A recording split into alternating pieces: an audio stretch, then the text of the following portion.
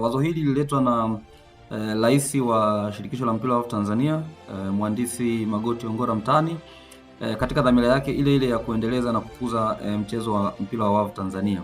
Kwa hiyo alileta wazo lile katika bodi ya wakurugenzi, na wakurugenzi baada ya kuona ni wazo jema walilipitisha, na ndipo ambalo linaendelea kama ambavyo linaendelea sasa. Lengo kuu la kuanzishwa kwa tuzo hizi, la kwanza kabisa ni motivations kwa wachezaji na wadau wote ambao namna moja ama nyingine wameugusa mchezo wa mpira wa wavu Tanzania kwa mwaka husika. Kwa maana kwamba kama mtu amechangia katika ngazi ya uchezaji, basi tutambue mchango wake. Kama mtu amechangia katika ngazi ya udhamini, basi tutambue mchango wake.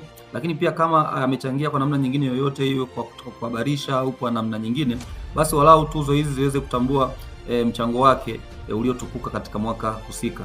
Lakini lengo kuu la pili ni kuangalia namna ambavyo volleyball hii inaweza ikawakuta watu wengi zaidi.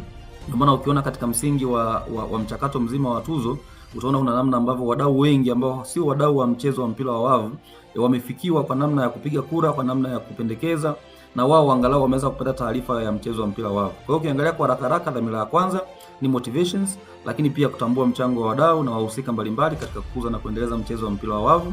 Lakini pia dhamira ya pili ni kuutangaza mchezo wetu wa mpira wa wavu kama ilivyokuwa adhima ya president ambaye anasema bring volleyball to fans, kwa maana kwamba tupeleke mchezo huu watu wengi waweze kuutambua. Kwa hizo ndio dhamira kuu za hizi tuzo za TVF kwa mwaka 2025 na pengine na kuendelea miaka inayofuata.